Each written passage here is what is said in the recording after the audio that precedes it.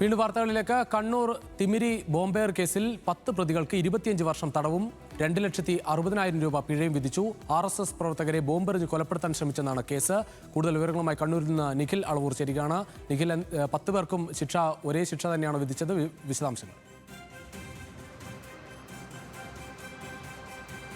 രുചിഷ്, ഏതായാലും 2011 നവംബർ 27-നാണ് ഇത്തരത്തിൽ CPIM പ്രവർത്തകർ BJP RSS പ്രവർത്തകർക്ക് നേരെ ബോംബെറിഞ്ഞത്. അങ്ങനെ ഈ RSS BJP പ്രവർത്തകരെ ബോംബെറിഞ്ഞ് കൊലപ്പെടുത്താൻ ശ്രമിച്ചു എന്ന കേസിലാണ് ഇപ്പോൾ ശിക്ഷാവിധി വന്നിരിക്കുന്നത്. 10 CPIM പ്രവർത്തകർ 5 വർഷം തടവും 2,60,000 രൂപ വീതം പിഴയുമാണ് തളിപ്പറമ്പ് അഡീഷണൽ ജില്ലാ സെഷൻസ് ജഡ്ജ് KN പ്രശാന്ത് ശിക്ഷ വിധിച്ചിരിക്കുന്നത്.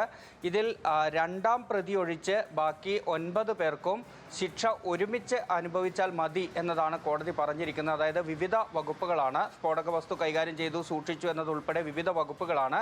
ഈ 9 പ്രതികൾക്കും ശിക്ഷ ഒരുമിച്ച് അനുഭവിച്ചാൽ മതി എന്നതുകൊണ്ട് അവർക്ക് 10 വർഷം തടവ് അനുഭവിച്ചാൽ മതിയാകും.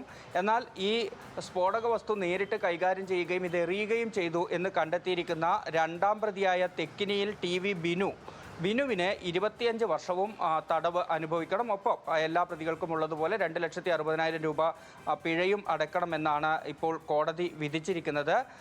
തിമിരി സ്വദേശികളായ MK പ്രദീപ് കുമാർ, PP സത്യൻ, CPIM-ന്റെ നിലവിലെ പഞ്ചായത്ത് അംഗം കൂടിയായ PV Baburaj, EV Vinod Kumar, Paleri Vijayan, KP Suresh, Toby, Janardhanan, Shivaprakash എന്നിവരായിരുന്നു കേസിലെ പ്രതികൾ. ഇവർക്കാണ് ഇപ്പോൾ ശിക്ഷ വിധിച്ചിരിക്കുന്നത്.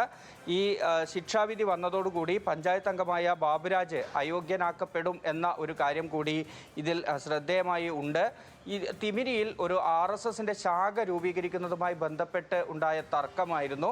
ആ തർക്കത്തിന് പിന്നാലെയാണ് ഇത്തരത്തിൽ ഒരു ബോംബേർ ഉണ്ടായത്. അങ്ങനെയാണ് ബോംബെറിഞ്ഞ് RSS BJP പ്രവർത്തകരെ കൊലപ്പെടുത്താൻ ശ്രമിച്ചു എന്ന കേസിൽ 10 CPIM പ്രവർത്തകർ പ്രതി ചേർക്കപ്പെടുന്ന ഒരു സാഹചര്യം ഉണ്ടായത്. ശരി നിഖിൽ.